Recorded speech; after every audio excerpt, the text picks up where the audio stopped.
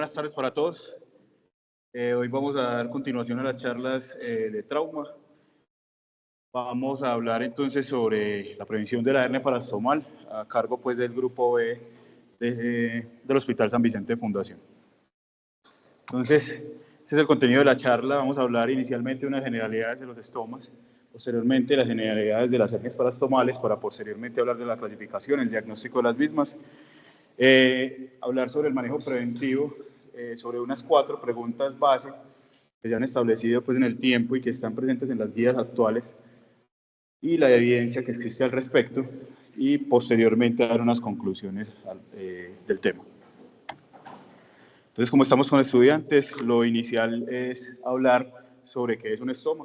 El estoma viene de la palabra ostium, que significa boca o apertura. Básicamente, nosotros exteriorizamos una asa de intestino delgado o grueso a través de la pared anterior del abdomen, desviando pues, el curso normal del tracto gastrointestinal por diferentes situaciones.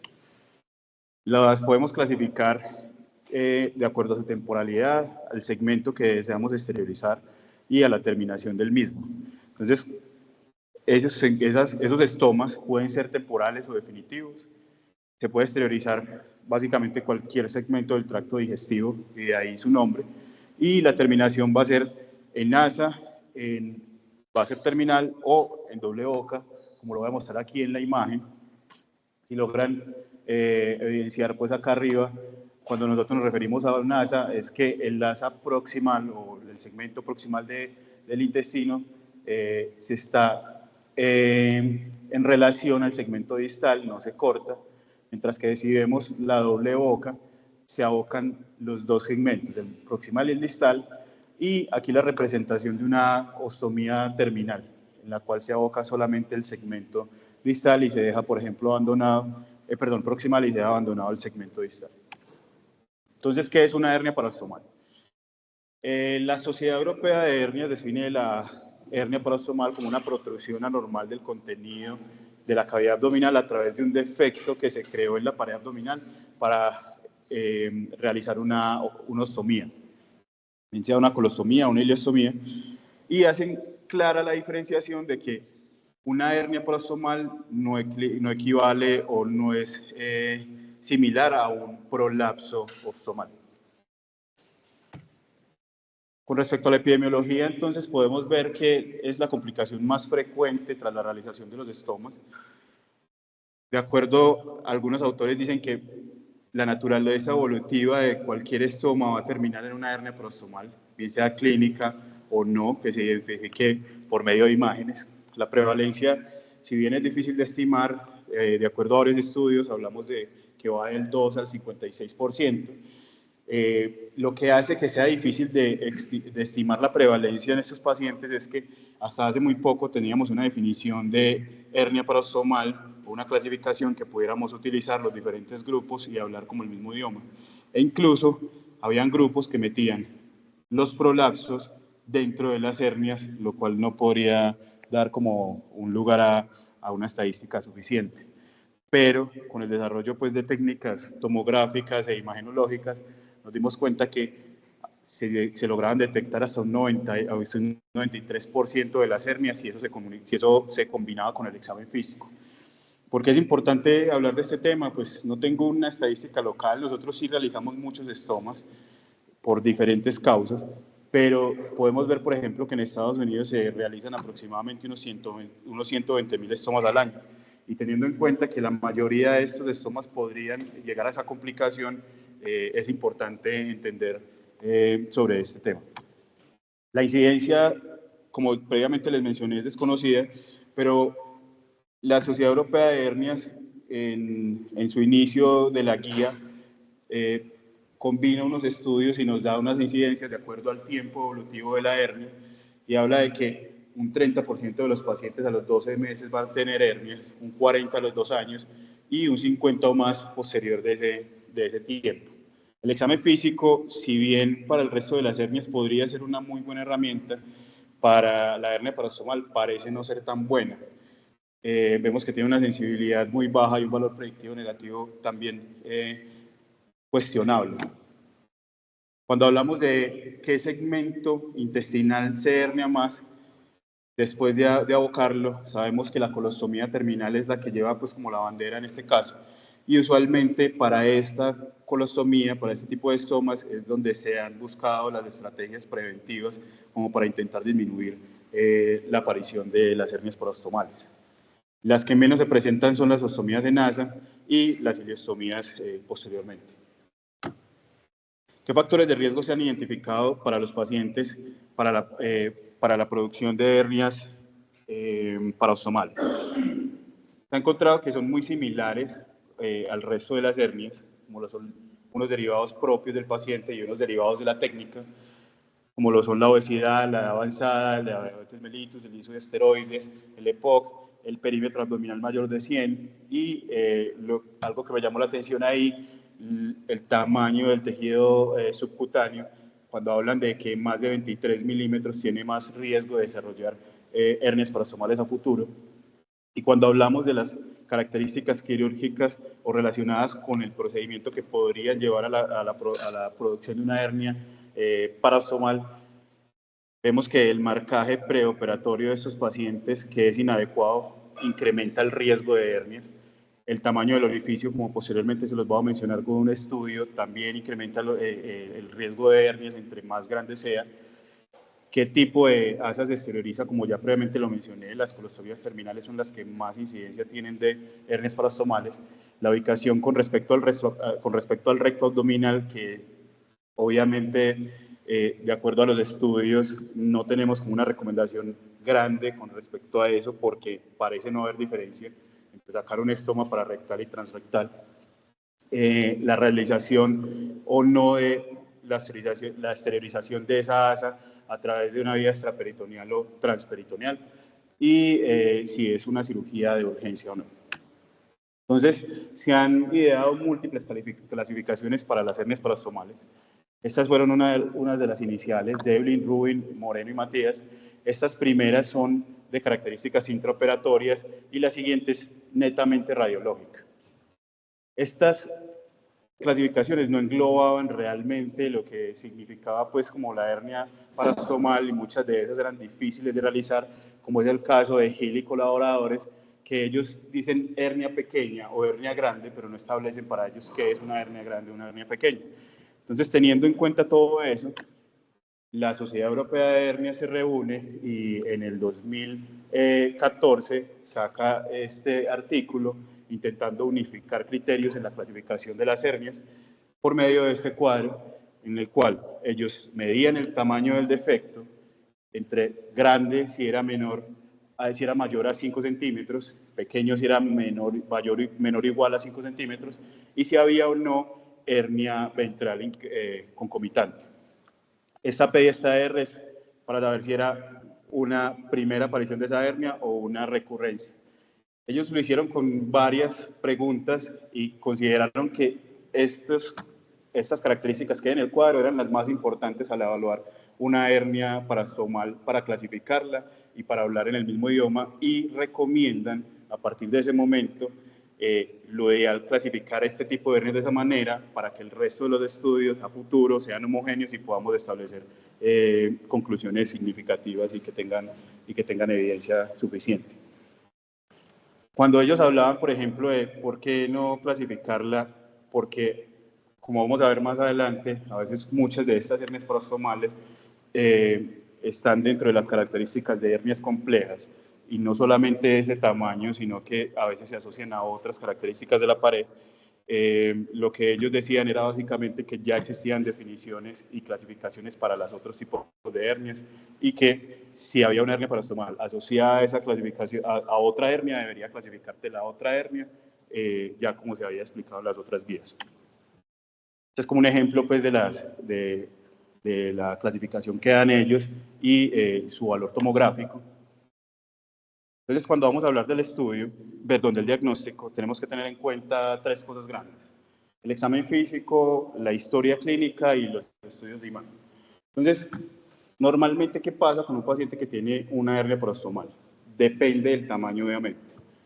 Se va a empezar a quejar de dolor o va a empezar a filtrar la bolsa de la ostomía o va a empezar a tener cambios en el hábito intestinal intermitente y también incluso, pues obviamente una dismorfia corporal que lo va a obligar a consultar por la presencia de una masa, por así decirlo, de una voluptuosidad en su abdomen que nosotros podemos evidenciar claramente en la clínica, como es esta imagen. El examen físico, que lo ideal es que debería hacerse según la Sociedad Europea de Hernias, de pie, en posición erecta, realizando maniobras de Valsalva para identificar claramente el defecto, ver si protruye, si no, si está encarcelado, si reduce, y ver si tiene características de riesgo que impliquen que tengamos que hacer una intervención temprana. Y ellos mismos dicen que esa evaluación debería acompañarse de tomografía en el caso de que nosotros solamente con el examen físico no logremos identificar claramente si presentan o no hernia a estos pacientes.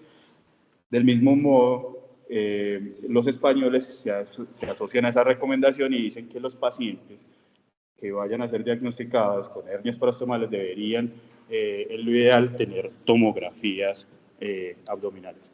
La ecografía también puede ser útil y se han descrito técnicas endosonográficas en las cuales yo utilizo el mismo principio que se utiliza en la ecoendoscopia, en las hernias parastomales. A través del estómago se realiza la ecografía y nosotros logramos no solamente identificar si hay una hernia, sino también medir volúmenes y establecer qué tanto o qué tan grande es el diámetro y si tiene o no signos de complicación aguda. Entonces, la pregunta grande que uno se hace y lo que nos trae pues como la discusión de este tema es si se puede prevenir una hernia parostomal, teniendo en cuenta lo que ya les había mencionado, la naturaleza, que la mayoría de estos pacientes a los cuales nosotros les hacemos estomas van a terminar con hernias parostomales. Y las guías se han hecho estas 4 preguntas básicamente. Con respecto a la técnica de construcción del estómago. Primero, si es extraperitoneal o si es transperitoneal, si hay alguna diferencia, si es transrectal o pararectal, qué tiene que ver el tamaño de la incisión en el desarrollo de la hernia y también el uso de malla profiláctica, que es el que ha sido más controvertido de todos pues, en el tiempo. Entonces, cuando hablamos del abordaje extraperitoneal o transperitoneal, yo quería mostrarles más o menos cómo es. Esta es como una visión laparoscópica del abordaje. Lo que nosotros vemos y es que a través del orificio de la hernia, de forma roma, se va creando un espacio a través del peritoneo que posteriormente va a dar lugar a la creación del estoma. Y lo que nosotros hacemos es abocar el estoma, pero antes de abocarlo, cubrirlo completamente con el peritoneo. Y de esta manera, lo que los autores creen que se logra es disminuir las tasas de hernia parostomal en un futuro. Entonces, la guía europea dice que no se puede establecer una recomendación con la evidencia hasta la fecha, teniendo en cuenta que las guías son del 2014 y que, perdón, del 2017, y ellos tienen unos artículos que son en los que basaron su recomendación, que los voy a mostrar a continuación. Que fue un estudio retrospectivo de siete estudios, en total 1.701 pacientes. En esto la cirugía que se hizo fue una colostomía permanente con un abordaje abierto o laparoscópico, y lo que se buscaba era mirar si había una prevención en el desarrollo de una hernia parostomal, el prolapso y la obstrucción intestinal. ¿Qué encontraron ellos? Cuando vemos este Flores plot, es que en realidad sí hubo una disminución del desarrollo de hernia parostomal en aquellos pacientes que se les hizo una vía extraperitoneal, siendo esto estadísticamente significativo con una P de 0.02 con un intervalo de confianza adecuado. Este fue el estudio que ellos tenían. Sin embargo, ellos consideraron que por ser estudios retrospectivos, la mayoría de un solo centro, muchos asociados también a reportes de casos, no daba la evidencia suficiente como para dar una recomendación al respecto. Entonces, busqué adicionalmente, porque obviamente estos son estudios muy pasados, a ver si había algo nuevo, y encontré este estudio en el cual se hacía la comparación de estas dos rutas de abordaje, este metaanálisis con la revisión sistemática de la literatura publicado en el 2022. En este caso sí tenían RCTs, fueron 5 en total, todos de ellos de China, con 417 pacientes. 311 se les realizó un abordaje laparoscópico y 106 un abordaje abierto, y la cirugía fue la colostomía permanente posterior a una resección abdominopélvica. El desenlace que buscaban era el desarrollo de la hernia parostomal, el prolaxo, la retracción o isquemia, necrosis y la sensación de defecación en estos pacientes. Para efectos de la charla traje el resultado que nos interesa, y es el desarrollo de la hernia parostomal una vez exterioriza el asa por una vía extraperitoneal, y lo que ellos encontraron fue muy similar al estudio anterior. Sí parece haber una disminución de las hernias parostomales con la vía extraperitoneal, siendo esto estadísticamente significativo con un intervalo de confianza adecuado, con estudios que parecen no ser heterogéneos. No solamente eso, sino que ellos se dieron cuenta que no habían diferencias en las diferentes complicaciones tempranas y tardías de estos pacientes en el desarrollo de isquemia o obstrucción. Y lo mismo mencionan estos dos estudios, que pues no los voy a mencionar a grandes rasgos, pero tienen resultados muy similares.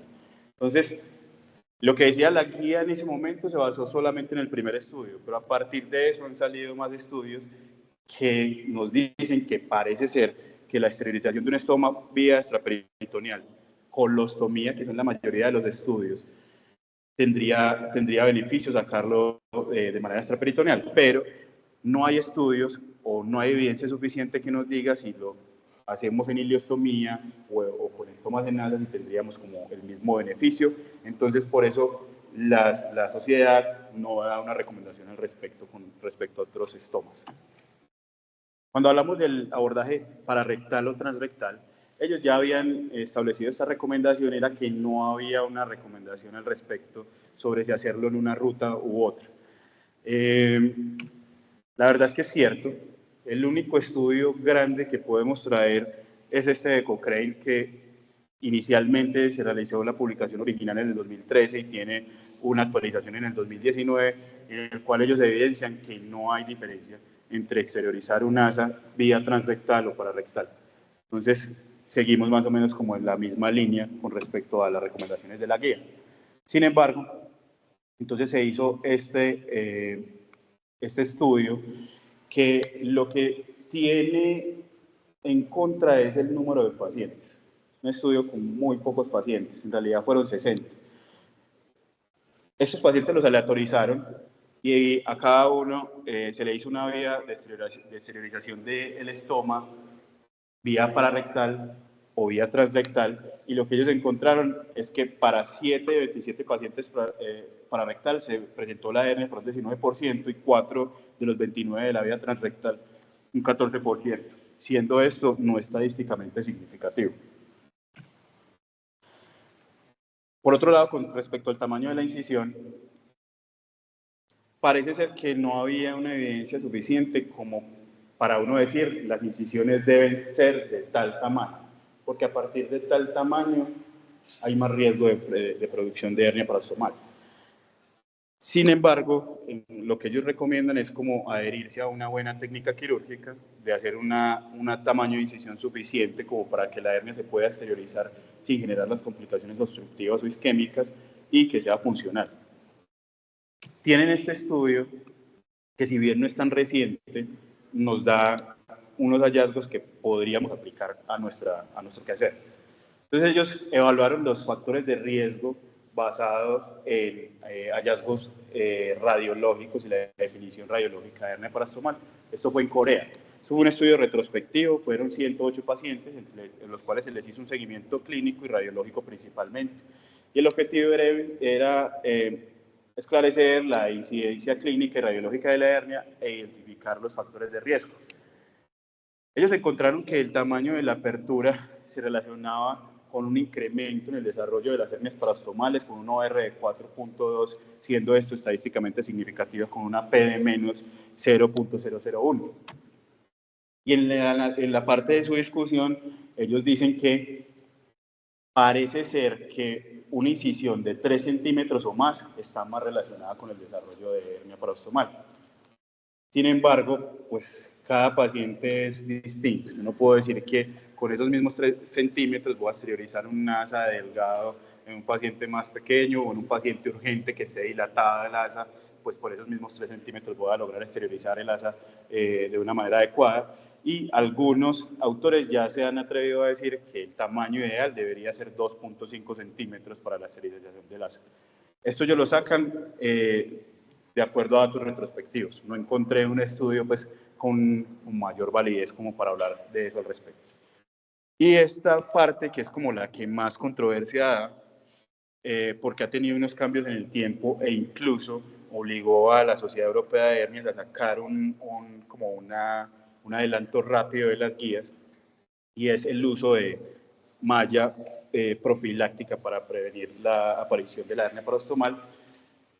Y ellos inicialmente dan una recomendación fuerte con una calidad alta de la evidencia, diciendo que en aquellos pacientes que se hiciera una colostomía terminal, sí se beneficiaban de utilizar una hernia, de utilizar una malla profiláctica, no para el resto de las ostomías.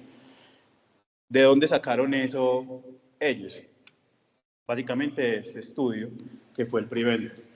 Este estudio fue un RCT ciego que se realizó en 14 hospitales y la comparación era utilizar malla o no utilizar malla en aquellos pacientes a los cuales se les hacía un stoma. Los desenlaces que buscaban eran la incidencia de la hernia, la morbimortalidad, la calidad de vida y la costo-efectividad al año. Esta es como la imagen pues, del estudio en el que ellos demuestran pues, dónde iban a colocar la malla, en este caso retromuscular. Y entonces encontramos esto. En realidad sí hubo una disminución en la aparición de hernias parastomales con el uso de la malla. Lo que dicen pues en la guía es que era un estudio muy bien realizado, con muy buen nivel de evidencia, entonces ellos lanzan su recomendación al respecto. Sin embargo, años después sale este estudio, el Stoma-Mesh. Este estudio fue un RCT doble ciego, multicéntrico en 8 centros, en 8 hospitales, en los cuales se utilizó la malla versus no malla, y adicionalmente hacían la aclaración de que estos cirujanos tenían aproximadamente 100 casos al año de hernias, y los desenlaces que buscaban eran las tasas de hernia parostomal al año y la evaluación clínica radiológica de la misma, se hacía en este estudio lo que no se hacía en el previo, que era más clínico. Entonces, miren que ellos encontraron que no había diferencia entre exteriorizar un asa utilizando malla profiláctica versus no utilizarla.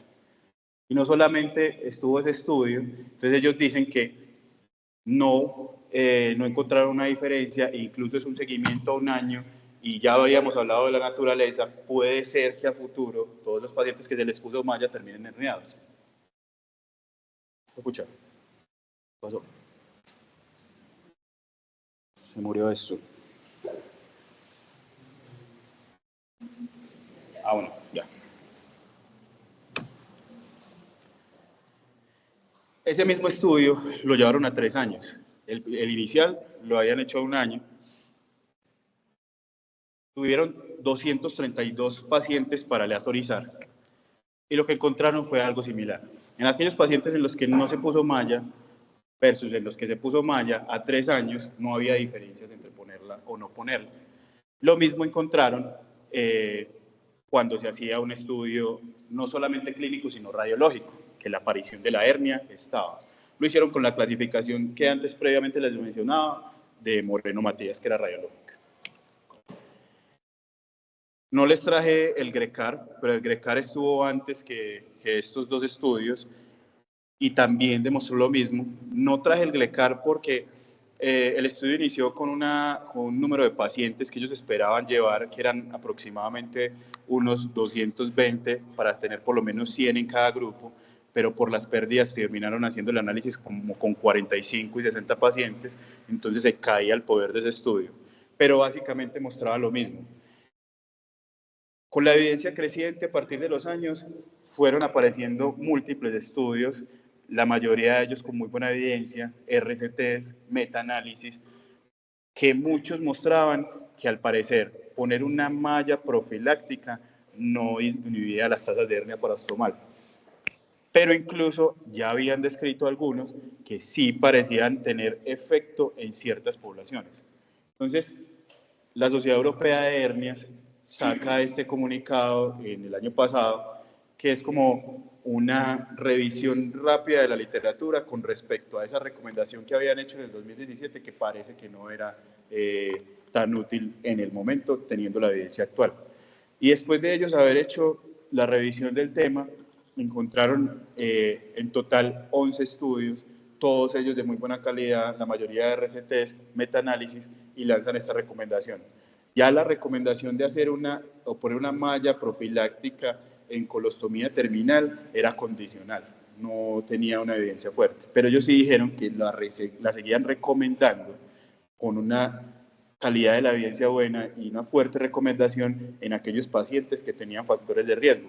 Definieron ellos que eran factores de riesgo aquellos que tenían la historia de una hernia de la pared abdominal asociada, trastornos del tejido conectivo, obesidad y la probabilidad de ir a quimioterapia. Y aquellos pacientes que tuvieran una expectativa de vida mayor a 2 años eran los que a los que se podía llevar a una realización de una ostomía con una malla profiláctica.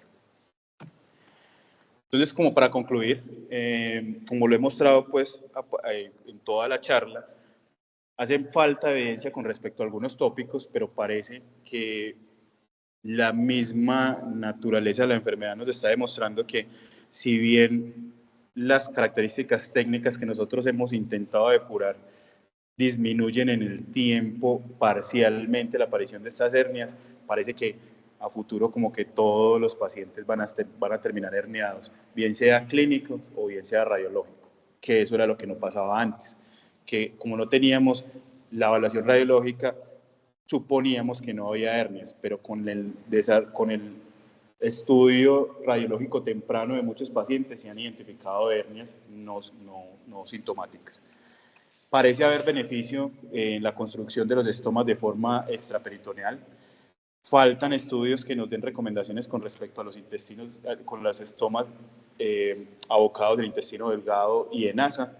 Y el uso de malla profiláctica tiene utilidad en ciertos pacientes con factores de riesgo, como ya antes se los mencioné. Esto es lo que traigo para hoy. Creo que juntar el seminario con el manejo de las hernias parastomales implica dilatar mucho más la charla, lo que no da pues como lugar a la discusión, y creería que podría ser otra charla el manejo propio de la hernia parastomal. Muchas gracias. No sé si haya algún comentario. Muchas gracias. Un capítulo aparte de pared abdominal. Yo creo que lo más difícil que hay en pared abdominal son las hernias parastomales. Empezamos aquí por algo importante que es la prevención. El problema es que son pacientes que ya tienen alguna patología de base. Por lo tanto, usted está creando una hernia y lo que está es previniendo que se vaya a reherniar o por lo menos a crecer ese defecto que usted creó. Creo que sí es un tema, yo no sé a quién le toca la próxima semana, pero sí podríamos complementar con manejo de hernias parastomales la próxima semana. Es un tema interesante, todavía muchas áreas de investigación. Hemos usado múltiples materiales, hemos usado mallas sintéticas, hay estudios con mallas absorbibles, el problema es la recidiva. ¿Sí? Hemos usado fascia lata, creo que seguimos en investigación. Pacho, el profe Calle o Luis Emilio tienen algo para decir.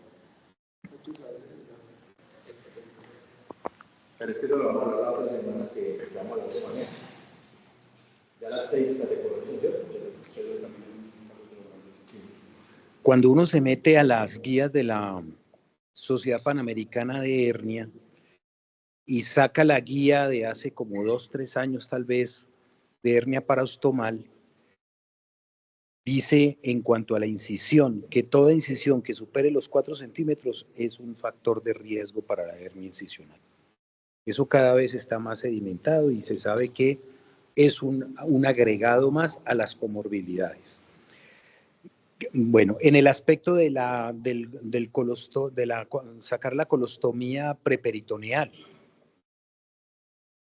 mire que nosotros, primero, no tenemos mucha experiencia en eso. Segundo, las que sacamos son en ASA, no son terminales.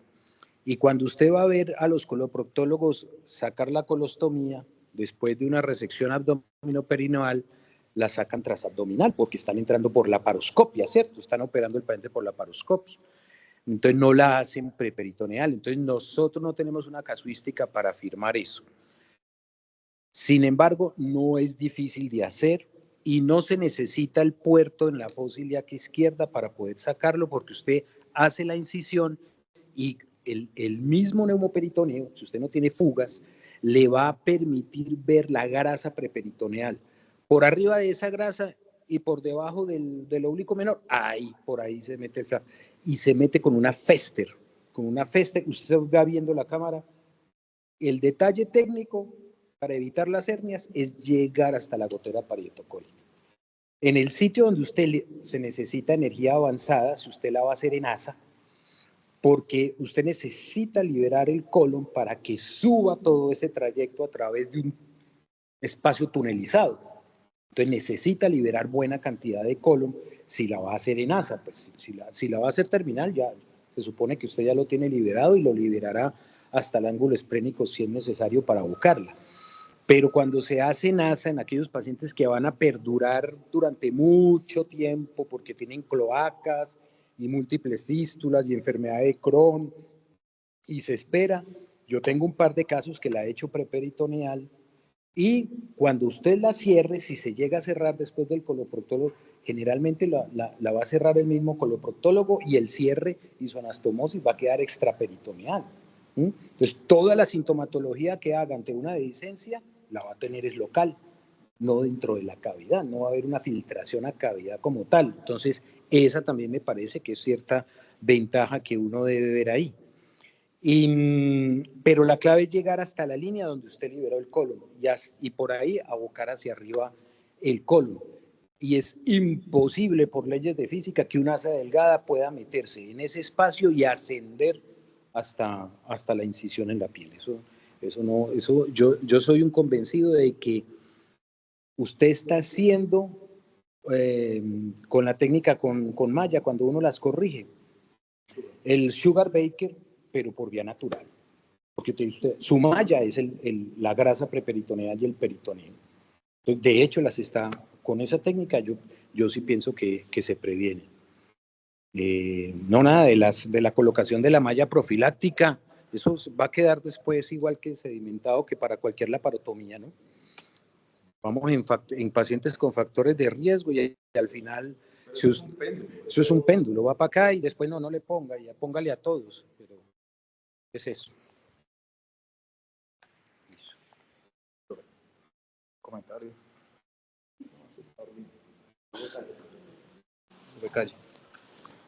En el auditorio virtual hay algún comentario. A ver, ¿qué me dicen en AMA? Sí, hay conectados, profe.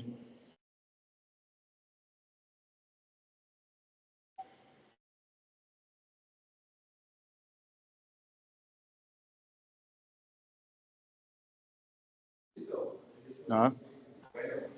Listo. Muchas gracias.